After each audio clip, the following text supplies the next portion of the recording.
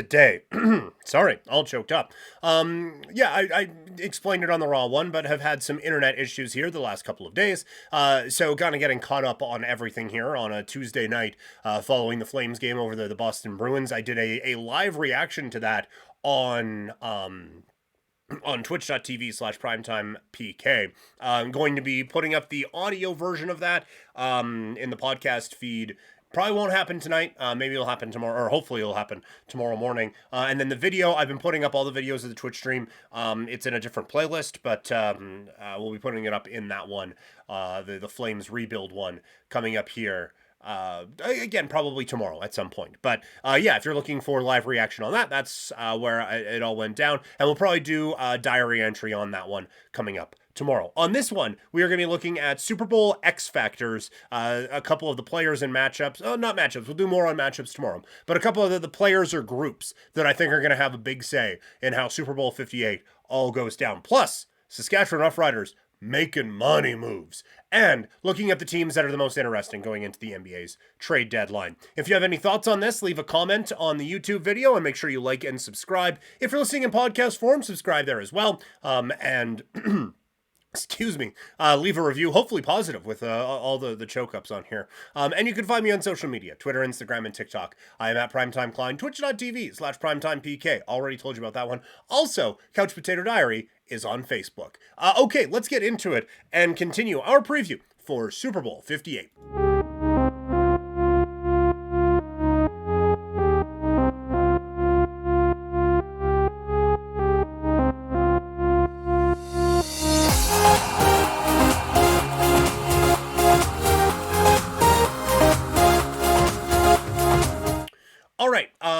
Super Bowl 58 goes down this weekend. We looked at what it would all mean for legacy and whatnot on the podcast on Monday.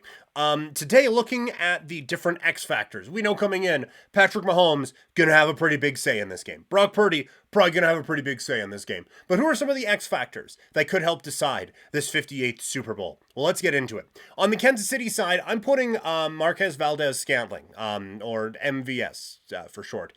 I think he is such an important part of this game, and we have seen how much different this offense looks with just a couple of big plays from him. He makes the game-sealing catch against Baltimore, and he made another big deep pass reception against the Buffalo Bills. This is going to be the best defense, probably.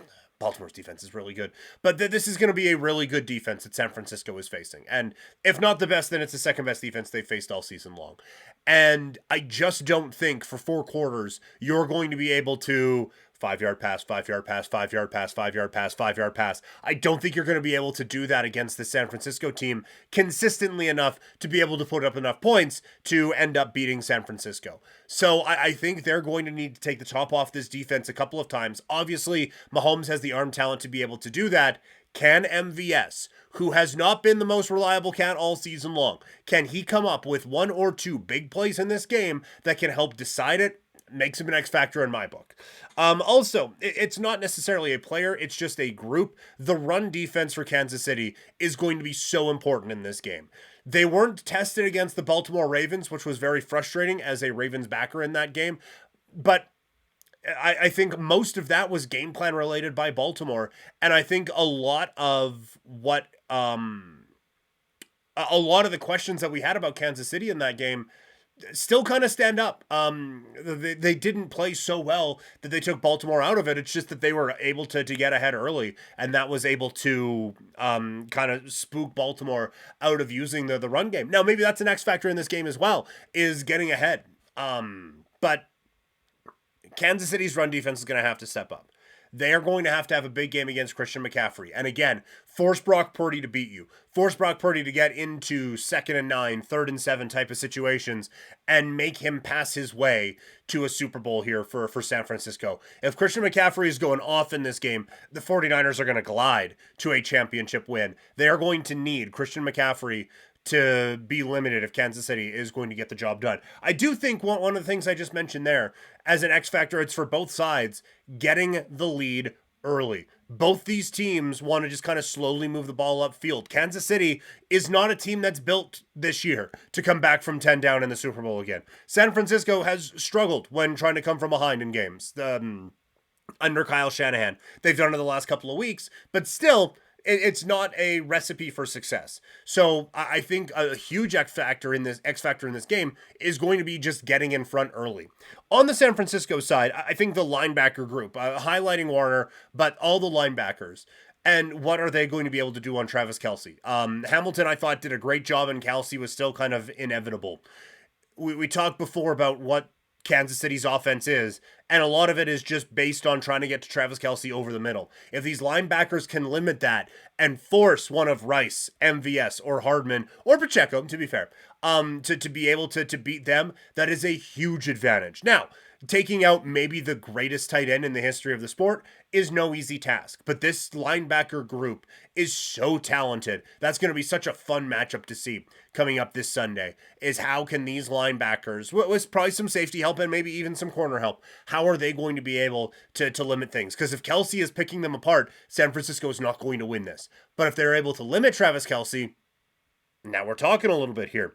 And on that same note, George Kittle, I think, is going to be very important offensively for San Francisco. I think that this is going to be a Kansas City pass rush that does get home on Brock Purdy and force some pretty quick decisions. And so I think having that reliable option over the middle is going to be so important for San Francisco just to keep the ball moving. Figuratively and literally, I think that's going to be very, very important here for San Francisco going forward. So those are some of the X factors as we get ready for Super Bowl 58. Coming up on tomorrow's podcast, we're going to look at the key matchups in this game that will help dictate how we look at Super Bowl 58. It's not just the NFL getting the headlines. It's mainly the NFL getting the headlines, but CFL free agency, the legalized tampering period is underway, and the Saskatchewan Roughriders are legally tampering their asses off. Let's talk about it.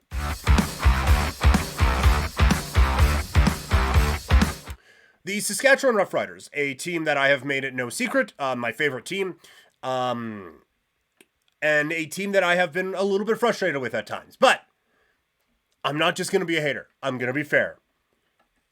And in all fairness, the Saskatchewan Roughriders are loading up here in free agency. 3 big moves coming today. Obviously, the biggest one is AJ Ouellette, someone who I believe made my top 10 list for top 10 players in the Canadian Football League. A lot of discussion about the importance of running backs, but I do think when you get a game changer, or a difference maker anyway, at the running back spot in the CFL, it really opens things up a little bit, because like in the NFL, you run for 2 yards, it gets you behind, but you can make that up on second down, and then you have a chance on third down. Ain't that way in the Canadian Football League. But if you can get a running back who can power his way to runs that would be graded successful in the NFL way of doing it, that I think takes so much pressure off of your team. And we've seen Ouellette be able to do it in the passing game as well with the Toronto Argonauts. I think having a strong running back with Trevor Harris this year, or if Harris goes down again, being able to take some of the pressure off of the young quarterbacks that are going to be coming in.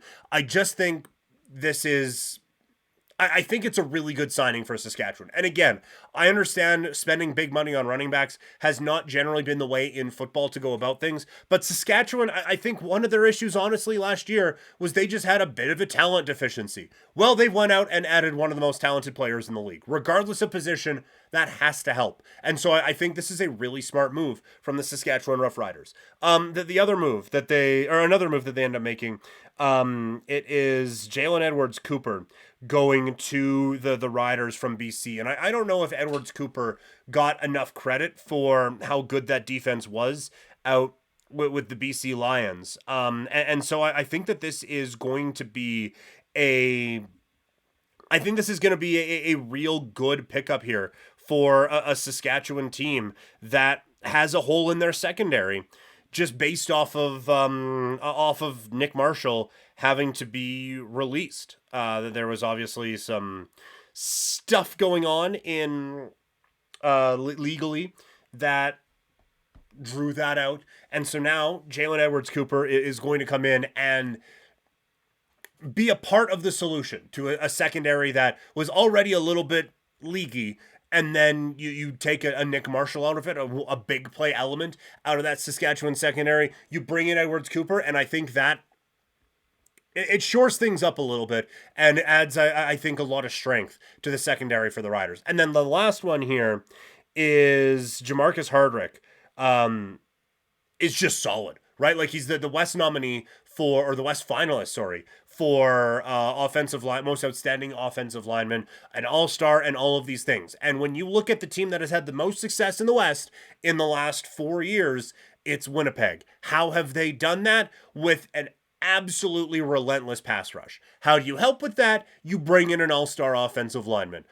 Saskatchewan making him the highest paid American offensive lineman, maybe not necessarily a badge you want to hold, but still, this is when you are kind of grading yourself against the best in your division and how you try to minimize their effects. This is a really good way of going about it. So for Saskatchewan, I have talked before about how frustrated I have been at how this team has been assembled over the years, but credit where credit is due. Jeremy O'Day is going out and building himself a high level roster, I think, out in Saskatchewan. And look, there have been plenty of times where the Riders have felt like they've won the offseason, and then it hasn't really translated.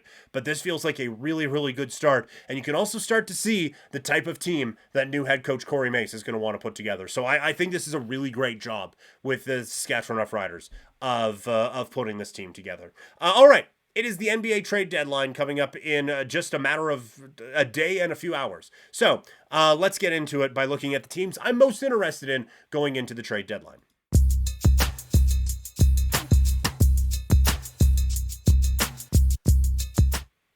The NBA trade deadline goes down on Thursday, and it's been very active leading up to it. With the Toronto Raptors making a couple of big moves with OG Anunoby on his way out and Pascal Siakam on his way out. But now is when the fun happens. That we've had a lot of rumors going around over the last little bit. So I'm looking at the most interesting teams going into the trade deadline. For more trade deadline talk, I looked at the teams that this deadline is the most important to on the show yesterday, and there's going to be a bit of crossover. Honorable mention to my favorite team, the Toronto Raptors. They've obviously made their 2 big moves already, but I think that they could do a little bit more. So many teams are looking for bench scoring. Dennis Schroeder, check. Gary Trent Jr., check. Gary Trent Jr. should be traded before Thursday's deadline. There's no reason for him not to be. His contract is up. This team is obviously going in a different direction, and he is still someone who I think can really be a valuable scoring piece. It's funny, like, you look at Schroeder, you look at Gary Trent Jr., those are both pieces that I think would be really valuable to the Los Angeles Lakers, and a team that just needs a little help in the half-court offense. Now, Toronto's half-court offense has struggled this year, and so bringing in a couple of complementary pieces to an offense that has struggled, I don't think they're going to start planning the parade route in Los Angeles, but I do think both of those players would be of interest. I also wonder if there's interest in Jakob Poeltl. The Raptors signed him in the offseason to a contract, what ends up being a contract extension after trading for him a season ago. But when they traded for him, the plan was different. When they signed him, the plan was different. There's quite a bit of term left on this deal, but he can be a really valuable big man. And you look at Oklahoma City, a team who he had some success against just a couple of days ago. I think that this can be someone who can really help just in kind of a depth role or a starting role for a team that is looking to make a push. You look at the Knicks, who lost Mitchell Robinson, and now who knows how long Julius Randle is going to be out. Poeltl can go in and I think fill in really nicely there. You look at, again, Oklahoma City. I think Poeltl can fit there. So the Raptors have a bunch of pieces, and so that they can, I think, spread the wealth around and make this an interesting trade deadline. Now let's get to the list. At 5, it's the Miami Heat. I get nothing about the Miami Heat should be judged based off of their regular season. But the regular season is kind of spinning out of control on them. Do they make a big splash to try to get this thing back on track? We will see. At 4, it's the New York Knicks. We talk a lot about Heat culture. The Knicks are building up Knicks culture, right? Like OG Anunoby has been a perfect fit under Tibbs, and now you can really start to see the type of team that Coach Tibbs is looking to build. The issue is they still feel like they're a piece away. And I don't think that piece is going to be available to them at the trade deadline, but do they go out and acquire another big to help with Mitchell Robinson, who they're still hoping to get back at some point this season, but is an absence that I think is being noticed. I do think that with quickly going out the door in the OG Anunoby trade, it has strengthened the starting unit for the Knicks, but I do think that the bench needs a bit of work. So do they go out and back to the Raptors with a Gary Trent Jr. or a Schroeder, or do they try to go out and get a Clarkson or someone like that? I think the Knicks have a real opportunity, especially with the injuries in Philadelphia. I think the Knicks have a real chance to make a push. At 3, the third most interesting team approaching the deadline is the Oklahoma City Thunder. We just talked about them against the Raptors. They just lost against the Utah Jazz tonight. This is a team that I still think needs another big, either in front of or behind Chet Holmgren. They still feel like they are a piece away from being a championship team, which is quite the thing to say about the 1 seed in the West, but it just feels like they're not all the way there. Can they get there? Absolutely. But I'll be interested to see if they just do you know what? Screw it. Let's just go out and get better, and what type of move that ends up being. At 2, Golden State Warriors. We talked about how important this deadline was to them. Klay Thompson, very frustrated about being benched toward the end. Same with Draymond Green. Draymond Green, sorry. It hasn't worked this year in Golden State. There has been a lot going on. But one thing that has worked is Steph Curry. He is still balling out for this team. And it feels like a waste of we're assuming one of the last great Steph Curry seasons if you don't go out and try to get him help. So I'll be very interested to see what Golden State does here in the days and hours leading up to the NBA trade deadline. And at number 1, it's the Lakers. There's a lot going on around LeBron, but mainly it's the Lakers and it's LeBron, and you have had not peak LeBron, but a very good LeBron all season long. You have had a healthy AD all season long, and you're still in a play-in spot. The issues with this team are so obvious. Half-court offense is such a problem for this team. They need to go out and get another scorer. There are improvements that this team needs to make, but if they make the right ones, I still think this is a championship caliber team with the potential for LeBron to be that guy and AD to step up. They do need a third. And so that's why I think they are the most interesting, is because it is such a clear path. But does Zach LaVine work with all of those guys? And if not, what other move is there for them to pivot to? So the Lakers, it's very chalky, but they are the team that interests me the most heading towards Thursday's trade deadline. All right, that's going to do it for this show. Thank you guys again so much for tuning in. Tomorrow, more Super Bowl talk, more NBA talk. We'll have some NHL in there as well. You can find me on social media, Twitter, Instagram, and TikTok. I'm at Primetime Klein, twitch.tv/PrimetimePK. If you want more of me, we're probably going to put it on this feed again, podcast-wise. I'm going to be on the Fresh Take Network doing a live reaction podcast to the NBA trade deadline starting at noon over on the Fresh Take Network. Follow me on social media. I'll be tweeting it out and Instagramming it out and all of that stuff. Also, Friday, I'm going to be back on the call for the Okotoks Oilers, so check that one out. Again, I'll be tweeting that link out once it is available. So, thank you guys all so much for tuning in today, and I will talk to all of you again tomorrow. Have a good night, everybody.